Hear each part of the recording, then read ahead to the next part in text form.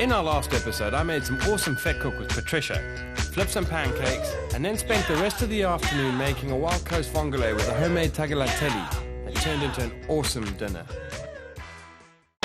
Goody. I have to ask myself, when did life and food become about instant satisfaction? About self-service TV dinners, the 15-minute microwave roast chicken, chocolate mousse in a box, money for love and love for money, instead of the sublime importance of friendships, of weekends away, sunshine, and the great outdoors. So now all things aside, welcome to Cooked, to my life. Goody.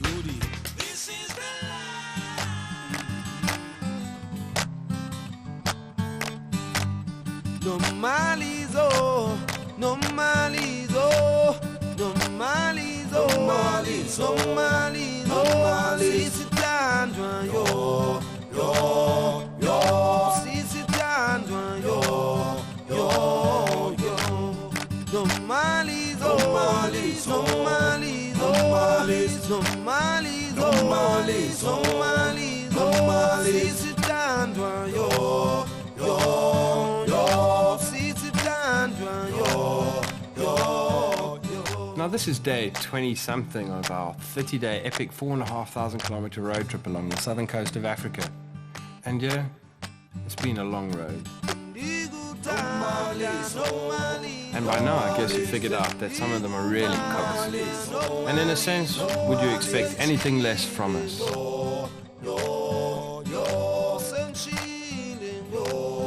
Now we're in Africa, the southern part, and we're traveling down from the wild coast down to St. Francis Bay for our 9th episode.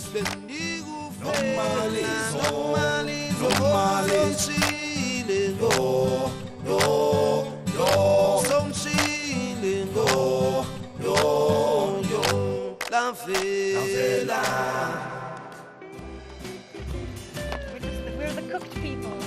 Every now and then we fry.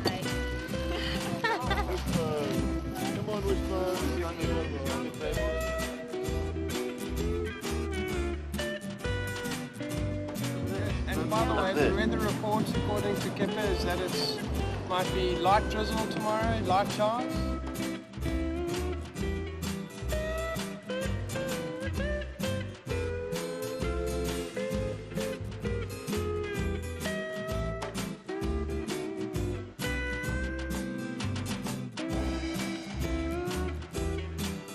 We just got off a 9-hour bus trip down from the Transkei. We're all a bit glum. It was very hard leaving. It's a very special place, and we're hoping that Kipper from the Crom River Expeditions, upon which we now ride into sunset, is going to help us make it feel a little bit more happy.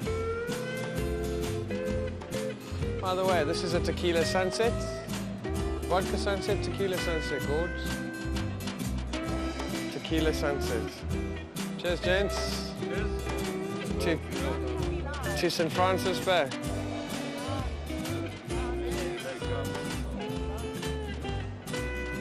Who's the patron saint of? Sailors. There we go.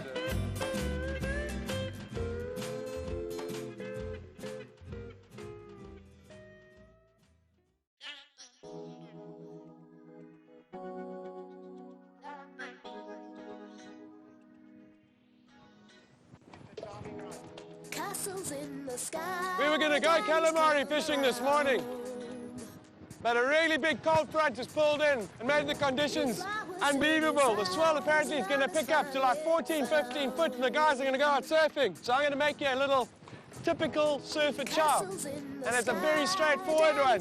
Robbie, all you need is a packet of slap chips. Slap, by the way, is Afrikaans English for fillet, which is Afrikaans English for really soft, soggy chips. The beauty about a bunny chow is all you do is rip out the insides, shove your chips in.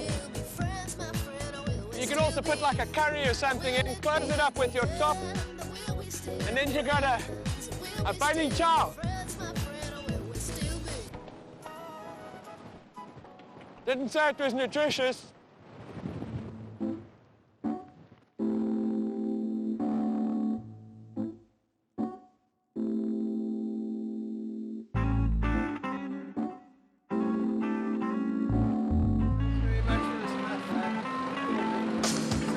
export a whole batch of calamari. This is lunch today. We're in St. Francis.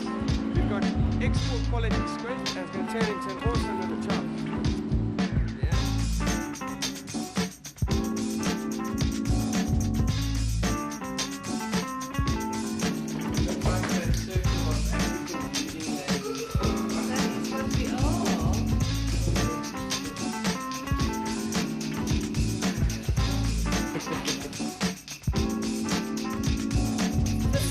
Gone white. From rainbow to white.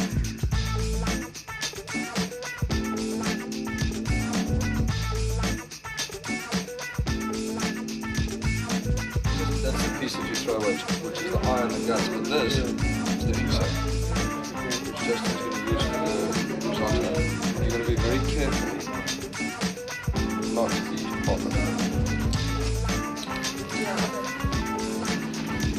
They're asking me why these jeans. I think we should actually take it out of those jeans. I'm living in them at the moment. Dixie, will you get out with me, please? I feel better about myself now. Really? That's it, cut it off. This is the man who takes the most beautiful stills, look at Stills of exceptional talent. Right, guys, it's time to make some stuffed calamari. I've already prepared some risotto. I've got a little bit of basmati to do, so it's going to take about 15 minutes. I'd like you to go outside while Gordon makes me a strawberry daiquiri, and I'll see you in a couple of seconds. We'll be ready to go. Alright guys, even though it's raining outside today, we're still going to be making some summer cocktails. We're going to go for a different daiquiri of sorts here. Nice, do a big batch for everybody. Right here. Oh, good thing I caught. A little bit of the white rum. Beautiful. These lovely strawberries that they have out here. The secret ingredient. We're not telling anybody what this is.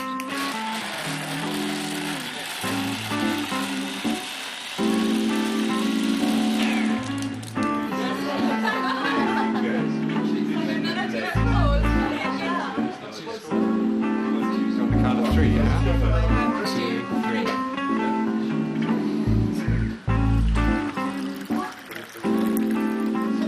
For the chef. And this one's for the chef. Oh, that's good. Is it tasting good? Justin? It's time for a drink, babe. There you go. Enjoy that shot. See what you think. It's not half bad, that. What's Tasty. the problem, man? What's that be? Missing another one. That is so easy to organize. So easy to organize.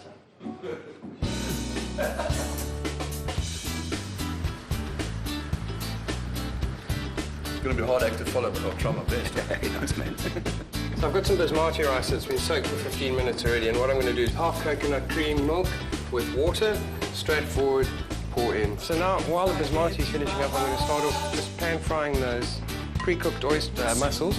Already made the tomato risotto. All I did was butter, garlic, onion, pan fried a little bit in the bottom, then I added in the risotto. Then I boiled some tomatoes in my risotto stock, just so that we could get the skins off. Then fried that up a little bit, started adding the tomatoes instead of adding stock straight away. Started breaking them up so those flavors were infused into the risotto. Then added stock, cup at a time, cup at a time, cup at a time while it absorbs it, so that it's just al dente. And then it's ready for the last delicate ingredient. Now, why I didn't add the mussels in right at the beginning was because they would have lost texture completely and would have disintegrated into the risotto, and I didn't want that. I want you to still taste the flavor of the mussels. Then the chopped olives, 2, the green and the black olives, and then just gently turn it around now so that all those flavors are mixed in here. But you don't want to destroy the mussels either. This is my whole harem, and over here we have Eric the eunuch, who looks after my harem. Right, so all that's left with the risotto is to stuff it into the calamari, to the squid. And it's a beautiful tube. In fact, they call it a seafarer's condom. Does make sense. That's about right. But in any case, all you have to do now is take our spoon and slide it in. Come. So you're just going to take a portion of that and put it in and keep doing it until it's about... Yeah, your hand's clean. Good. Don't me.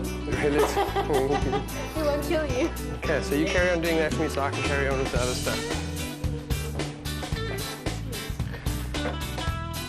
And that. Gareth beautifully sucked out some of the ink sacs from the squid. So I'm going to add that to the basmati rice. Now, while you were outside making a drink, the only thing that I changed here was I added a couple of shrimps for that seafood flavour. Sorry, I'll take a look now. You can see the shrimps inside. Now I'm going to add just one sack of this in, that's how strong it is. Has anyone here had squid ink in their food before? Yep. One person? There you go.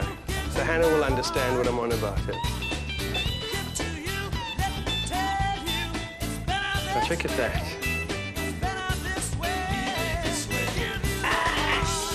Hannah, so what does that feel like?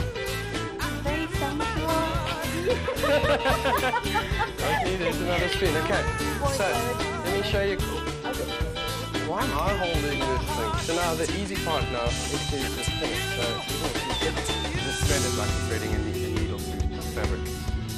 Just to close the end so that while we grill it, and it's going to shrink as well. So it's going to a little bit.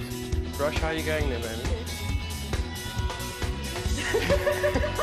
I didn't even have to say anything and you were there already. Yeah. Okay, down.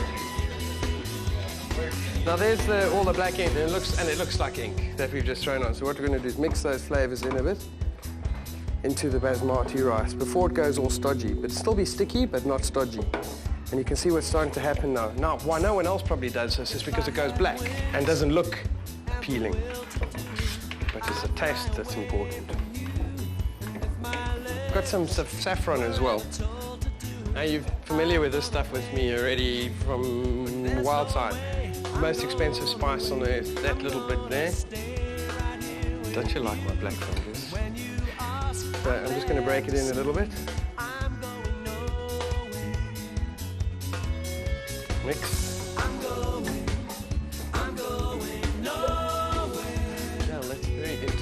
Danny, look what he's doing to me. I don't know if he's getting turned on by the calamari tubes over there. Right, serious now. Okay, so you can see how it's starting to change colour. Now we're just going to add a couple of other bits and bobs into it, and then we're going to stuff this into the calamari as well. Yeah, that's good. I think it's Rojni's ones that are a bit dodgy on that side, personally. Are you burning water again? I made breakfast the other day, you forget. And very good breakfast it was. I suppose not many people can get eggs wrong. You walk straight into that one.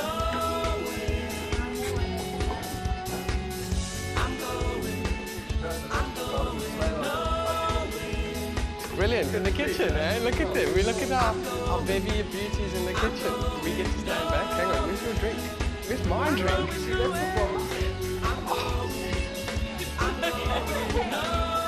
This, Mr. Rodkin, while you're sipping your deck, why we're not getting the shot is because, right, this is a butcher's block of note. I mean, you got to look at the size of this bugger. When you slap it, it slaps you back. So I need to throw some basil into there as well. And just roughly chopped.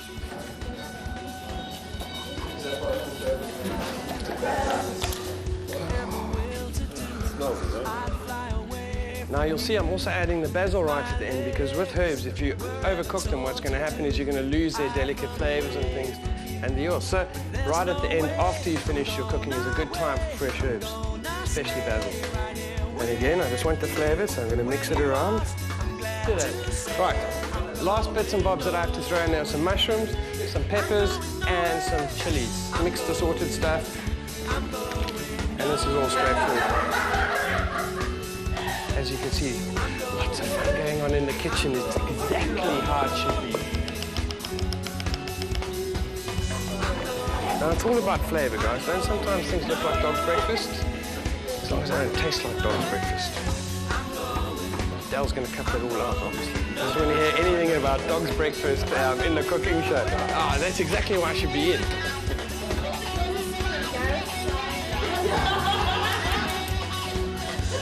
Is it because of the size of his calamari equipment?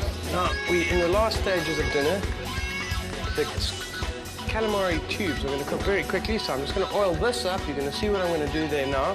Gareth, let's do that. And all we're going to do is just coat them in it, like that. And you can see the toothpick's going to hold all those ingredients in, because what's going to happen, the calamari tube's going to shrink down a little bit and try and squeeze everything out. So that is going to go straight into the fire. Eric, won't you do a couple more for us? Oil on, don't miss any oil on our host's floor. And you guys will handle that for me. Someone has to watch those, like 30 seconds, turn, put to the side, off the heat. All right, Dale, you want to come here, and we're going to quickly do...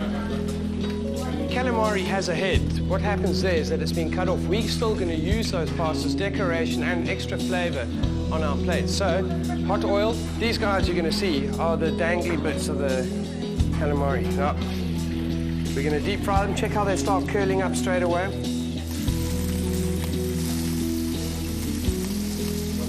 Then we'll be ready in 5 minutes. That's how quickly everything happens. And any delay is going to, as far as I'm concerned, going to make dinner unpalatable.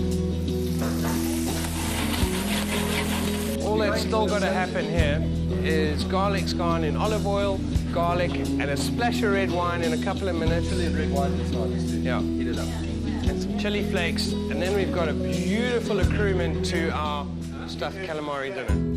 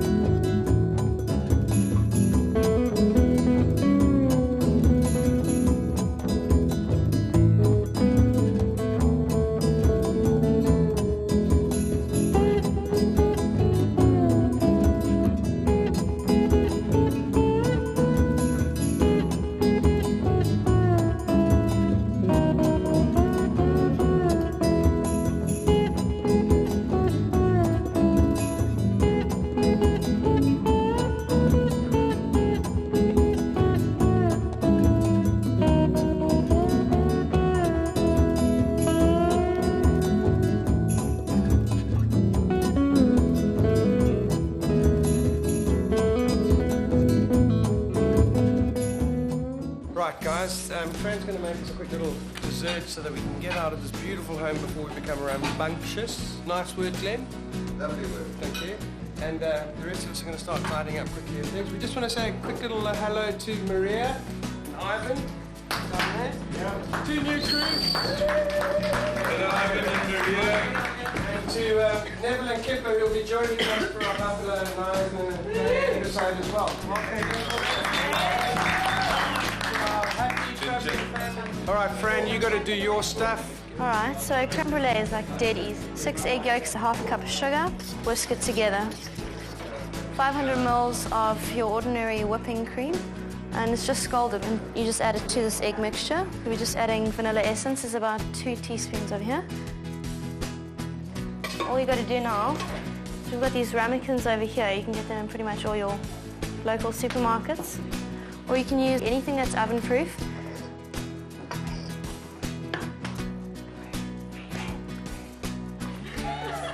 Can't distract me now. Hang on, the real naked chef. Stand forward.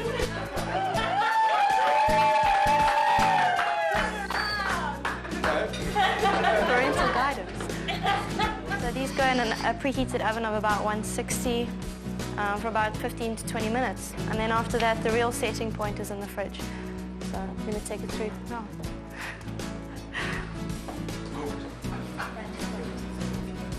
Okay, so I made a whole lot for the group because we've got quite a couple of friends over here tonight. Okay, so what we're doing is just a little bit of caster sugar on top. This is the sort of final touches to the dish.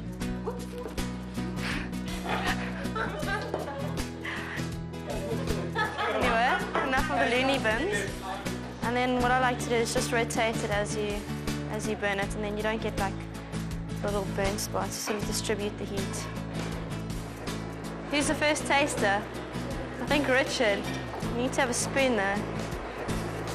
Oh. You're eager beaver.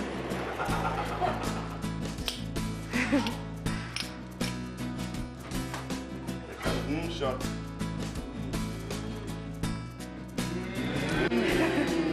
Well done, Fran.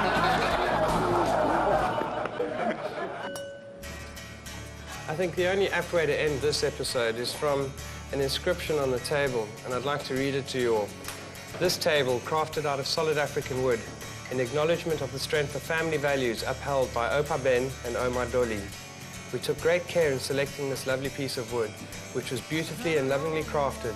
To us, it represents a place where our family and friends can come together to enjoy good food and good wine and have a wonderful time together.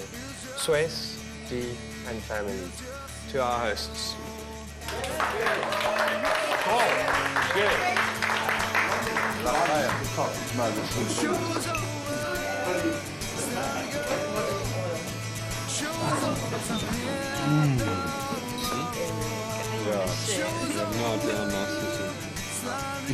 Right, I don't think give us a taste.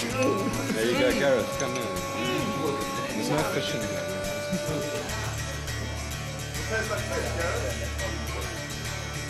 No, it doesn't. There's one thing other than fish. My wife, my dog, and my fishing tackle have a weak spot in this creme brulee.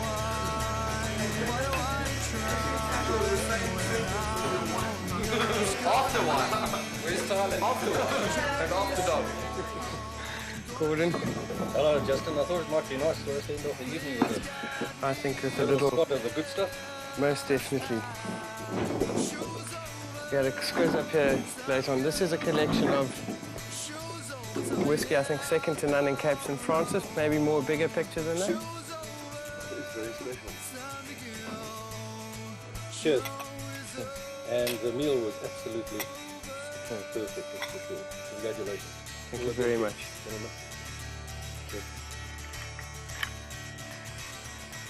I can switch off the camera. Go away.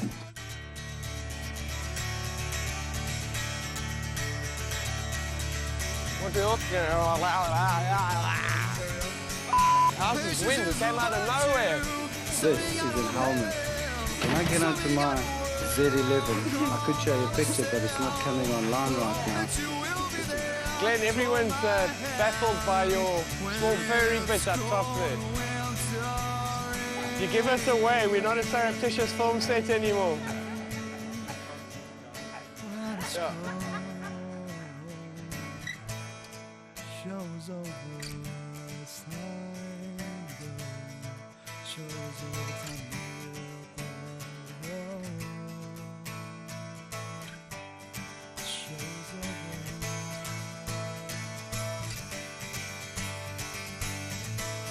The show's over.